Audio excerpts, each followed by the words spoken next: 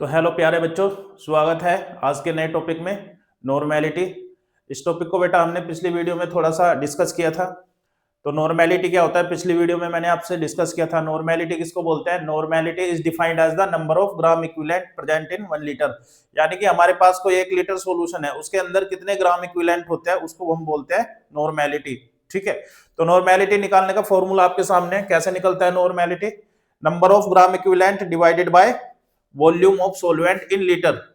अब बेटा प्रॉब्लम ये आती है कि नंबर ऑफ ग्राम इक्विवेलेंट क्या होता है। तो नंबर ऑफ ग्राम इक्विवेलेंट अगर आपको निकालना है तो जो गिवन मास होगा सोल्यूट का उसको डिवाइड कर देना है उसके इक्विवेलेंट मास से। तो नॉर्मेलिटी इक्वल टू होता है number of gram equivalent divided by volume of solvent in litre. तो नंबर ऑफ ग्राम इक्विवेलेंट कैसे निकालते हैं हम? Given mass divide by equivalent mass. अब इक्विवेलेंट मास कैसे निकालते हैं हम? Molar mass divide by n factor. बेटा पिछली वीडियो में हमने डिस्कस किया था कि एन फैक्टर होता क्या है। एन फैक्टर हम डिफरेंट स्पीसीज के लिए निकालते हैं, जैसे कि एसिड के लिए एन फैक्टर निकालना है, या बेस के लिए निकालना है, या साल्ट के लिए निकालना है, या कि फिर रिडॉक्स रिएक्शन के लिए निकालना है। ठीक है, तो साल्ट का ये एसिड का डिस्कस किया था हमने पिछली वीडियो में। तो एसिड का एन फैक्टर कैसे निकालता है बेटा? एसिड का एन फैक्टर कैसे निकलता है? जितने वो H+ देगा, तो यहाँ पर नंबर ऑफ H+ आयन, यानी कि कोई भी एसिड जितने H+ देता है वो उसका क्या होता है? एन फैक्टर होता है। तो HF का एन फैक्टर हो जाएगा 1, इधर भी 1 हो जाएगा, ये वाला भी 1 हो जाएगा, HI का भी कितना हो जाएगा? 1। एसिटिक एसिड कितना हो जाएगा? 1 हो जाएगा। फॉर्मिक एसिड का भी 1 हो जाएगा। अब H3PO2 का मैंने लास्ट वीडियो में आपको स्ट्रक्चर से बताया था बेटा, इसका एन फैक्टर होता है 1, ये वाला 2, ये वाला 3। एक्सेप्शन केस थे, पिछली वीडियो में ये डिस्कस हो चुका है। HNO3 का एन फैक्टर क्या आ जाएगा? 1, H2SO4 का 2 आ जाएगा। ठीक है, तो अब बेस का एन फैक्टर क्या हो जाएगा? जितने वो OH- रिलीज करेगा, तो KOH कितने OH- रिलीज करेगा? 1 1। इधर भी, इधर कितना आ जाएगा? कैल्शियम हाइड्रोक्साइड के पास 2 हाइड्रोक्साइड आयन प्रेजेंट है, इधर 2 आ जाएगा, ये वाला आ जाएगा बेटा 3, और ये वाला आ जाएगा 2 आ जाएगा। ठीक है, अब बात आती है साल्ट का। साल्ट का कैसे निकालते हैं एन फैक्टर? साल्ट का जो एन फैक्टर होता है वो टोटल पॉजिटिव या फिर नेगेटिव चार्ज के इक्वल होता है। जैसे कि जिंक क्लोराइड, तो जिंक पर क्या होगा बेटा? +2 चार्ज, और 1 Cl पर क्या होता है? -1। तो बेटा 1 Cl पर -1, तो 2 Cl पर कितना होगा? -2। तो आप ये तो +2 ले सकते हो जिंक का, या -2 ले सकते हो क्लोराइड आयन का। तो कितना हो जाएगा? ये 2 हो जाएगा। एल्यूमिनियम क्लोराइड, जैसे कि एल्यूमिनियम पर प्लस कितना पॉजिटिव चार्ज रहेगा बेटा? इधर +3, तो इधर भी कितना आएगा? इधर +2 आएगा। ये सोडियम नाइट्राइट होता है, तो सोडियम पर कितना होता है? +1 चार्ज, तो इसकी वैल्यू 1 आ जाएगी। और कैल्शियम क्लोराइड, कैल्शियम पर कितना पॉजिटिव चार्ज है? +2, तो इसका आंसर क्या आ जाएगा? +2। अब बेटा ये पहला तरीका था एसिड का एन फैक्टर निकालने का, ये बेस का एन फैक्टर निकालने का, और ये साल्ट का एन फैक्टर निकालने का। एसिड का एन फैक्टर निकालते हैं हम number of H+ given, base का एन फैक्टर निकालते हैं नंबर ऑफ OH- गिवन, और साल्ट का एन फैक्टर निकालते हैं टोटल पॉजिटिव या फिर नेगेटिव चार्ज। ध्यान रखिएगा। इसके बाद बात करते हैं KMnO4 की, पोटेशियम परमैंगनेट की बात करते हैं। तो बेटा यहाँ पर पोटेशियम परमैंगनेट डिफरेंट अपने, ये क्या होता है? एक अच्छा ऑक्सीडाइजिंग एजेंट होता है। और ऑक्सीडाइजिंग एजेंट किसको बोलते हैं? जिसका खुद का क्या होता है? रिडक्शन होता है। तो बेटा KMnO4 एसिडिक मीडियम में अपने आप को कन्वर्ट कर लेता है किसमें? Mn2+ में। ठीक है, अब KMnO4 बेसिक मीडियम में अपने आप को कन्वर्ट करता है K2MnO4 में। ठीक है, इसके बाद KMnO4 न्यूट्रल मीडियम में कन्वर्ट करता है अपने आप को किसमें? MnO2 में। तो ये डेटा बेटा आपको याद रखना पड़ेगा। अब एक टॉपिक होता है ऑक्सीडाइजिंग नंबर। ऑक्सीडाइजिंग नंबर, तो बेटा ऑक्सीडाइजिंग नंबर निकालने के 2 मेथड होते हैं। एक को बोलते हैं फॉर्मूला मेथड, दूसरे को बोलते हैं स्ट्रक्चर मेथड। एक होता है बेटा फॉर्मूला मेथड, और दूसरा होता है structure method. Sir formula method सही है या स्ट्रक्चर मेथड सही है? बेटा दोनों ही सही है, लेकिन ये फॉर्मूला मेथड सिर्फ 99% क्वेश्चन के लिए क्या है? सही, और ये 100% क्वेश्चन के लिए क्या है? सही। ये 100% करेक्ट होता है स्ट्रक्चर मेथड। ठीक है, आपको एक एग्जांपल के तरीके से समझाना चाहूंगा मैं। जैसे कि फॉर्मूला मेथड कैसे निकालते हैं हम, हमको क्या करना है? KMnO4 का ऑक्सीडेशन नंबर निकालना है। इसमें Mn को ऑक्सीडेशन नंबर निकालना है। तो Mn को क्या एज्यूम कर लेंगे हम? X। पोटेशियम पर कितना चार्ज होता है? +1। ऑक्सीजन पर कितना चार्ज होता है? ऑक्सीजन बनाता है ऑक्साइड आयन, तो ऑक्साइड पर कितना होता है? -2। और बेटा कितना ऑक्सीजन है? 4, तो मल्टीप्लाई करेंगे 4, और इक्वल टू किसके करेंगे? जो टोटल चार्ज होगा। अब KMnO4 पर कितना टोटल चार्ज है? 0, तो इसको 0 के इक्वल करेंगे। तो 1 + x - 8 = 0। तो x माइनस 7 इक्वल टू क्या आ जाएगा 0, तो x की वैल्यू क्या आ जाएगी बेटा 7 आ जाएगी। इसका मतलब कि MnO4 के अंदर जो Mn है वो +7 के ऑक्सीडेशन स्टेट में, और क्योंकि बेटा डी ब्लॉक के एलिमेंट है ये अपनी ऑक्सीडेशन स्टेट क्या कर सकते हैं, चेंज कर सकते हैं। जैसे कि Mn2+ का ऑक्सीडेशन स्टेट, अगर कोई मोनो एटॉमिक आयन होगा, मोनो एटॉमिक मतलब सिर्फ एक एटम प्रेजेंट होगा और आयनिक फॉर्म में होगा, ठीक है, तो उसके ऊपर जो टोटल चार्ज होता है वो उसका ऑक्सीडेशन नंबर भी कहलाता है। तो इसके ऊपर टोटल चार्ज कितना है +2, तो इसका ऑक्सीडेशन नंबर भी कितना हुआ +2। तो बेटा यहां पर Mn का जो ऑक्सीडेशन स्टेट कितना है +2।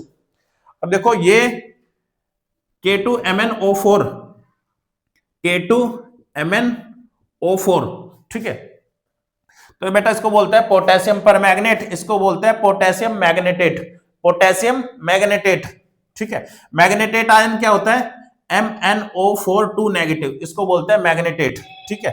तो पोटेशियम मैग्नेटेट के अंदर हम क्या करते हैं, Mn का ऑक्सीडेशन नंबर जानने की कोशिश करते हैं।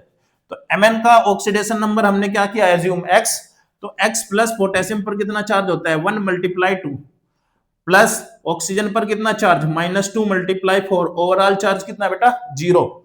तो क्या बन जाएगा 2 + x - 8 = 0, तो बेटा x - 6 = 0, तो x की वैल्यू क्या आ जाएगी 6 आ जाएगी। तो इधर जो Mn का ऑक्सीडेशन नंबर कितना है +6। इसके बाद बात करता है MnO2 के अंदर, तो MnO2 मैग्नीज डाइऑक्साइड। अब मैग्नीज डाइऑक्साइड के अंदर Mn का ऑक्सीडेशन नंबर निकालते हैं।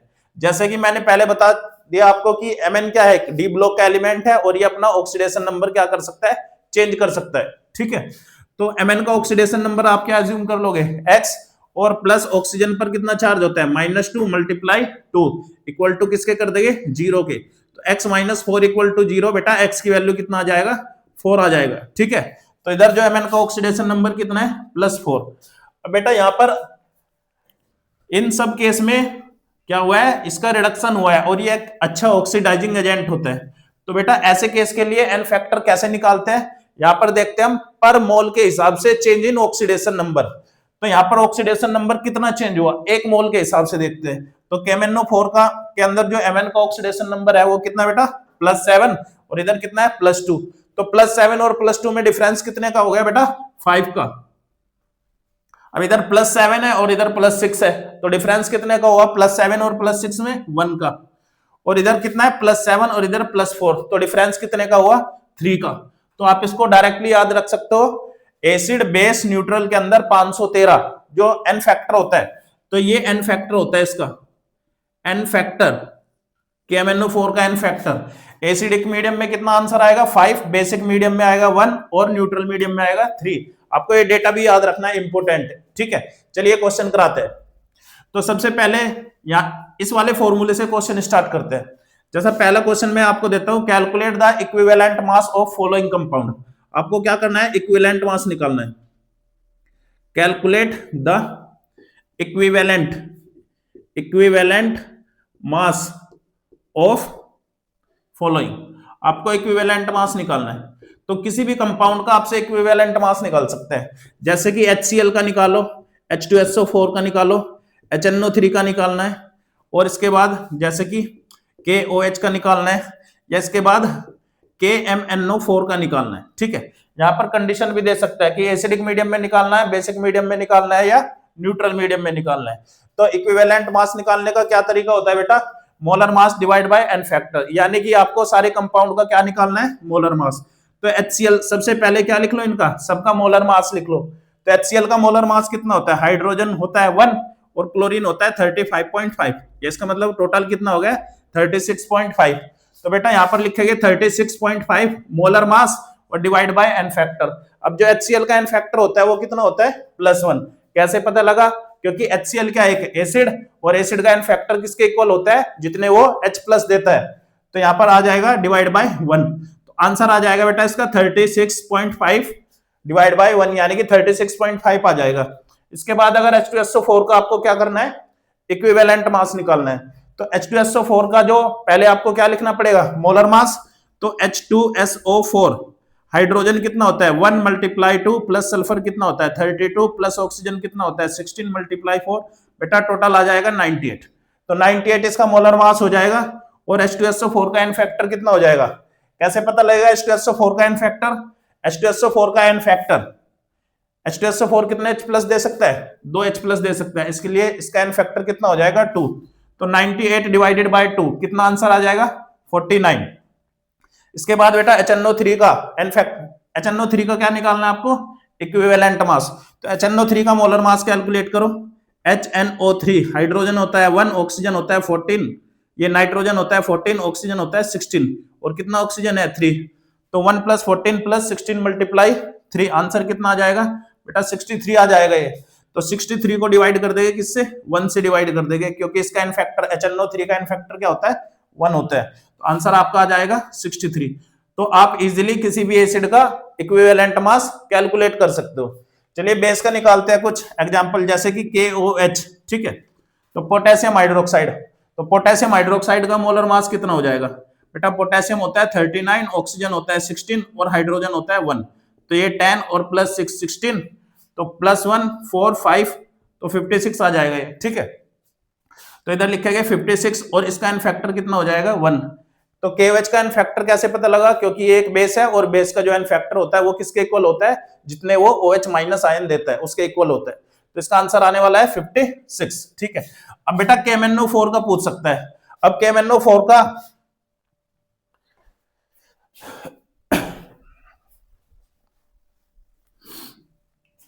तो बेटा पोटेशियम का पहले आपको मोलर मास कैलकुलेट करना पड़ेगा। तो पोटेशियम का इस पूरे कंपाउंड का मोलर मास कैलकुलेट करेंगे। पोटेशियम होता है 39, मैग्नीज होता है 55 और Mn होता है 55 और ऑक्सीजन होता है 16 × 4। तो टोटल आ जाएगा बेटा 158। तो इधर क्या करेंगे? 158। अब प्रॉब्लम यह है कि किस कंडीशन में पूछ रखा है? एसिडिक कंडीशन में पूछ रखा है, बेसिक कंडीशन में, या न्यूट्रल कंडीशन में? अगर ये एसिडिक कंडीशन में पूछ रखा है तो 158 को डिवाइड करेंगे किससे बेटा? इसका एन फैक्टर कितना है? 5, तो डिवाइड बाय 5। अगर इसका इक्विवेलेंट मास बेसिक कंडीशन में पूछ रखा है तो फिर 158 को डिवाइड करेंगे किससे? 1 से, क्योंकि यहां पर इसका एन फैक्टर कितना है? 1। और अगर KMnO4 का इक्विवेलेंट मास न्यूट्रल कंडीशन में पूछ रखा है तो बेटा फिर 158 को डिवाइड करेंगे किससे?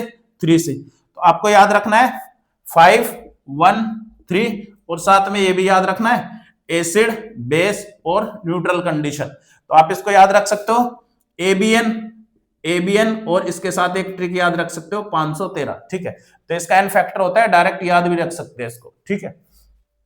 तो इस तरीके से हम इक्विवेलेंट मास के सारे क्वेश्चन इजीली सोल्व कर सकते हैं। अब बेटा यही से मैं इस जो ये ऊपर वाला फॉर्मूला है, अब ये वाला करेंगे, यानी कि नेक्स्ट जो क्वेश्चन होगा हमारा वो क्या होगा? Calculate the gram equivalent, calculate the number of gram equivalent. तो यहां पर हमारा क्वेश्चन थोड़ा चेंज होने वाला है। तो calculate the number of gram equivalent, आपको नंबर ऑफ ग्राम इक्विवेलेंट निकालना होगा, ठीक है। तो पहला क्वेश्चन आपके लिए, for example 4.9 gram of H2SO4। तो आपके पास 4.98 ग्राम ऑफ H2SO4 है, इसके अंदर आपको नंबर ऑफ ग्राम इक्विवेलेंट निकालने होंगे। तो कैसे निकलता है number of gram equivalent? Number of gram equivalent होता क्या है बेटा? Given mass divide by equivalent मास। तो आप यहाँ पे गिवन मास को क्या लिख सकते हो? WB, और इक्विवेलेंट मास, तो इसको आप क्या लिख सकते हो? इक्विवेलेंट मास, ऐसे निकाल सकते हैं। अब गिवन मास को WB लिखो। अब इक्विवेलेंट मास क्या होता है? इक्विवेलेंट मास होता है molar mass divide by n factor, यानी कि इसको आप क्या लिख सकते हो? MB divided by n factor, ऐसे लिख सकते हैं। अब ये क्या करेगा? ये इधर मल्टीप्लाई कर देगा, यानी कि नंबर ऑफ ग्राम इक्विवेलेंट का फॉर्मूला क्या बनने वाला है? नंबर ऑफ ग्राम इक्विवेलेंट क्या हो जाएगा? WB multiply n factor divided by molar mass, ठीक है। तो आप ये फॉर्मूला डायरेक्ट अप्लाई कर सकते हो, या सबसे पहले आपको यहां पे क्या निकालना होगा? इक्विवेलेंट मास, फिर उसके अंदर पुट कर सकते हो। तो चलिए एक क्वेश्चन करते हैं। ये वाला क्वेश्चन देख लो जैसा, तो आपको इसके अंदर निकालना है, ठीक है, नंबर ऑफ ग्राम इक्विवेलेंट। तो नंबर ऑफ ग्राम इक्विवेलेंट कैसे निकलेंगे? अब गिवन मास कितना है बेटा? 4.9 और H2SO4 का एन फैक्टर H2SO4 का एन फैक्टर +2, तो मल्टीप्लाई 2 और डिवाइड बाय मोलर मास, तो मोलर मास कितना आता है इसका 98। अब इसको कैसे करें बेटा, इस पॉइंट को हटाकर इधर आप 0 लगा सकते हो, तो 49 इंटू 2 डिवाइडेड बाय 98 और एक 0 लगा दिया। अब बेटा इससे 2 बार और एक 0 साथ में, तो 20 लिख देंगे, तो कितना आएगा आंसर 2/20, और 2/20 को क्या लिख सकते हैं 1/10, 1/10 का मतलब 0.1। तो इस तरीके से आप इजिली किसी का भी number of gram equivalent calculate कर सकते हो, ठीक है। तो इसके बाद बेटा हमारा जो मेन टॉपिक था नॉर्मेलिटी, उसका क्वेश्चन करते हैं। तो नॉर्मेलिटी का फॉर्मूला कैसे बनेगा, इधर से स्टार्ट करते हैं। नॉर्मेलिटी क्या होता है, number of gram equivalent, number of gram equivalent divided by volume in litre. अब नंबर ऑफ ग्राम इक्विवेलेंट को किससे रिप्लेस कर सकते हैं, given mass divide by equivalent मास। तो गिवन मास मतलब WB और इक्विवेलेंट मास मतलब EQ लिख सकते हैं, और मल्टीप्लाई किससे करेंगे, तो नंबर ऑफ ग्राम इक्विवेलेंट क्या हो जाएगा, given mass divide by equivalent मास, और मल्टीप्लाई क्या क्या कर देगा बेटा, इक्विवेलेंट मास, और मल्टीप्लाई किसका करेंगे, वॉल्यूम इन लीटर। इसके बाद नॉर्मेलिटी इक्वल टू क्या हो जाएगा, WB। इक्विवेलेंट मास को क्या लिख सकते हैं, इक्विवेलेंट मास को molar mass divide by n factor, तो इधर आ जाएगा मोलर मास यानी कि MB, इसको रिप्लेस कर देंगे किससे, MB, और डिवाइडेड बाय क्या जाएगा एन फैक्टर, और मल्टीप्लाई वॉल्यूम इन लीटर। अब बेटा इस एन फैक्टर का मल्टीप्लाई ऊपर कर दो, तो क्या बन जाएगा, normality equal to WB into n factor divided by MB into volume in litre. अब बेटा एक तो ये फॉर्मूला बन गया, एक दूसरा फॉर्मूला क्या बन सकता है, अगर वॉल्यूम कई बार क्या करता है मिलीलीटर में देता है, तो आप इसको मल्टीप्लाई कर दो 1000 से, तो नॉर्मेलिटी इक्वल टू क्या बन जाएगा, गिवन मास WB मल्टीप्लाई 1000 करेंगे 1000 और इंटू एन फैक्टर कर लेना, एन फैक्टर, अब लिख लो एन फैक्टर, यानी कि WB into n factor, WB into n factor multiply 1000 करना था, तो मैंने बीच में लिख दिया। अब बीच में क्यों लिखा उसका भी एक रीजन है, अभी बताऊंगा मैं आपको। और नीचे क्या लिखेंगे, मोलर मास और इंटू वॉल्यूम किस में आ जाएगा बेटा, अब मिलीलीटर में। अब बेटा ये बन गया हमारा एक अच्छा सा फॉर्मूला किसका, नॉर्मेलिटी का। और बेटा इस चीज को जरा ध्यान से देखना, ये क्या चीज है, इसी को तो मोलैरिटी बोलते हैं, इसी को बोलते हैं ना मोलैरिटी। पिछले क्लास में मैंने आपको मोलैरिटी का फॉर्मूला बताया था ना, given mass divide bye molar mass multiply 1000 multiply volume in litre millilitre. तो इसको हम रिप्लेस कर सकते हैं कैसे, इस पूरे के बदले क्या लिख सकते हैं बेटा, मोलैरिटी, क्या लिख सकते हैं, मोलैरिटी, और मल्टीप्लाई एन फैक्टर। तो कई बार पेपर में पूछा जाता है what is the relation of normality and molarity, तो नॉर्मेलिटी इक्वल टू होता है मोलैरिटी इनटू एन फैक्टर। यानी अगर आपको किसी सॉल्यूशन की क्या पता है बेटा, आपको किसी सॉल्यूशन की क्या पता है, मोलैरिटी, तो उसका मल्टीप्लाई कर दो किससे, एन फैक्टर से, तो आप फाइंड कर सकते हो क्या उसका नॉर्मेलिटी। ठीक है, चलिए क्वेश्चन करते हैं इस वाले फॉर्मूले से। तो आपको जस्ट मोलैरिटी का फॉर्मूला याद रखना है, मल्टीप्लाई कर दो एन फैक्टर, डायरेक्ट आंसर निकल सकता है। ठीक है, क्वेश्चन करते हैं, जैसे कि हमारे पास एक कंटेनर है और इस कंटेनर के अंदर क्या है बेटा, आप 980 gram of H2SO4 present in 5000 millilitre of H2O, calculate the normality of solution. एक सॉल्यूशन है हमारे पास, हमारे उस सॉल्यूशन के अंदर कितना है, 5000 मिलीलीटर क्या है, पानी है, और उस पानी के अंदर हमने 980 ग्राम क्या मिला दिया, सल्फ्यूरिक एसिड H2SO4। तो सॉल्यूशन की हमको क्या निकालना है, नॉर्मेलिटी निकालना है। तो फॉर्मूला नॉर्मेलिटी का N equal to WB into 1000 divided by MB multiply volume in millilitre, और मल्टीप्लाई कर देंगे बेटा किससे, एन फैक्टर से। तो नॉर्मेलिटी क्या हो जाएगा, WB गिवन मास 980 इंटू 1000। अब इसका एन फैक्टर क्या होता है, H2SO4 का, H2SO4 का एन फैक्टर एसिड है तो कितना हो जाएगा, 2 हो जाएगा।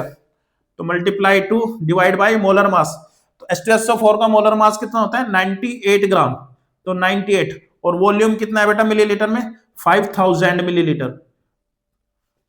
तो 5000 मिलीलीटर कर दे। अब बेटा ये इससे मर गया 10 बार, ठीक है। अब ये कितना हो जाएगा, ये इससे कितनी बार चला जाएगा 5 बार, ठीक है, और 10 मल्टीप्लाई 2 कितना हो जाएगा 20, n equal to 20 divided by 5, answer कितना आ जाएगा 4। तो इसका क्या आ जाएगा बेटा 4 ग्राम इक्विवेलेंट, 4 ग्राम इक्विवेलेंट पर लीटर बोल सकते हैं इसको, क्योंकि नॉर्मेलिटी क्या होती है नंबर ऑफ ग्राम इक्विवेलेंट पर लीटर, तो 4 ग्राम इक्विवेलेंट पर लीटर इसकी नॉर्मेलिटी आ गई। या बेटा इसको हम क्या लिख सकते हैं, और क्या लिख सकते हैं 4 नॉर्मल, यानी कि सॉल्यूशन कैसा है 4 नॉर्मल का है, ठीक है। इसके बाद कंसंट्रेशन को एक्सप्रेस करने का एक तरीका और बचता है, उसको बोलते हैं स्ट्रेंथ। तो स्ट्रेंथ को पढ़ने से पहले एक छोटा सा न्यूमेरिकल करते हैं। मानने की बात आपके पास कोई एक सॉल्यूशन है बेटा, और इस सॉल्यूशन की क्या दे रखी है NaOH का कोई सॉल्यूशन है, और इसका मोलैरिटी दे रखा है, फॉर एग्जांपल 5 मोलर का सॉल्यूशन है, ठीक है। अब एक सॉल्यूशन ये दे रखा है, ठीक है, ये किसका है, ये कैल्शियम हाइड्रोक्साइड का है। अब ये भी कितना है, ये भी 5 मोलर का है। अब एक दे रखा है बेटा एक दे रखा है एल्यूमिनियम हाइड्रोक्साइड का सॉल्यूशन, AlOH का होल थ्राइस का सॉल्यूशन, और ये भी कितना मोलर है, ये भी 5 मोलर है। अब तीनों की नॉर्मेलिटी बता दो कितना होगा, क्योंकि नॉर्मेलिटी क्या होता है मोलैरिटी इनटू n फैक्टर होता है, तो मोलैरिटी तो गिवन है ना सबकी, तो इसका नॉर्मेलिटी क्या हो जाएगा molarity into n factor, molarity into n factor. तो नॉर्मेलिटी क्या हो जाएगा, मोलैरिटी कितना दे रखा है 5, और इसका n फैक्टर कितना होगा, क्योंकि ये बेस है एल्यूमिनियम हाइड्रोक्साइड, इसका n फैक्टर कितना है +3, तो इधर क्या मल्टीप्लाई कर देंगे 3 का, तो कितना आ जाएगा 5 नॉर्मल आ जाएगा, ये सॉरी 15 नॉर्मल आ जाएगा। अब इसका नॉर्मेलिटी कितना आ जाएगा, molarity 5 into n factor, calcium hydroxide का n फैक्टर कितना आएगा 2 आएगा, तो ये कितना आ जाएगा 10 नॉर्मल, तो इसको 10n लिख सकते हैं, n 10n का मतलब होता है 10 नॉर्मल। अब इसका कितना आएगा बेटा नॉर्मेलिटी इक्वल टू मोलैरिटी कितना है 5, और इसका n फैक्टर कितना होता है 1 होता है, तो ये क्या आ जाएगा 5 नॉर्मल आ जाएगा। तो बेटा तीनों सॉल्यूशन की मोलैरिटी क्या है सेम, लेकिन नॉर्मेलिटी क्या है डिफरेंट, क्योंकि नॉर्मेलिटी निकालने के लिए हमको मोलैरिटी में मल्टीप्लाई करना होता है किसका n फैक्टर का। अब इसका लास्ट एक छोटा सा टॉपिक बचा है जिसको बोलते हैं हम स्ट्रेंथ, क्या नाम रहेगा स्ट्रेंथ। तो स्ट्रेंथ किसको बोलते हैं, छोटा सा डेफिनेशन नोट डाउन करो इसका। Strength it is defined as the mass of solute in gram present in per liter of solvent, per liter of solvent। तो बेटा 1 लीटर सोलवेंट में आपने कितने ग्राम कोई सोल्यूट मिला रखा है उसको क्या बोलते हैं हम, उसकी स्ट्रेंथ बोलते हैं, ठीक है। तो स्ट्रेंथ इक्वल टू क्या आ जाएगा मास ऑफ सोल्यूट यानी कि WB, और डिवाइड बाय क्या कर देंगे बेटा volume of solvent in litre. तो एस इक्वल टू क्या होता है W डिवाइडेड बाय V होता है, ठीक है। एक छोटा सा न्यूमेरिकल देखते हैं। फॉर एग्जांपल हमारे पास H2 है बेटा कितना 5 लीटर, ठीक है, और इसके अंदर हमने 0.5 ग्राम फॉर एग्जांपल 0.5 ग्राम क्या मिला रखा है एसिटिक एसिड मिला रखा है CH3COOH, ठीक है। तो आपको इसका स्ट्रेंथ निकालना है। तो स्ट्रेंथ इक्वल टू क्या होता है गिवन मास कितना है 0.5 divide by volume of solvent in litre कितना हो जाएगा 5 हो जाएगा बेटा। तो इससे कट जाएगा 10 टाइम्स, तो S इक्वल टू क्या आ जाएगा 1/10, इसका मतलब 0.1 ग्राम पर लीटर, ठीक है। तो इस तरीके से तो मैंने पिछले कुछ वीडियो में आपको कंसंट्रेशन की सारी टर्म्स को डिफाइन कर दिया है। इसमें हमने mass percentage, volume percentage, parts पर मिलियन और मोलैरिटी, नॉर्मेलिटी और मोल फ्रैक्शन डिफरेंट टाइप के मेथड्स पढ़े। तो नेक्स्ट वीडियो में इन सब के कंबाइंड न्यूमेरिकल में कराऊंगा। तो उस वीडियो को देखने के लिए आपको पिछली सारी वीडियो को देखकर नेक्स्ट लेक्चर आप ज्वाइन कीजिएगा और उसके अंदर हम न्यूमेरिकल सोल्व करेंगे। Thank you very much.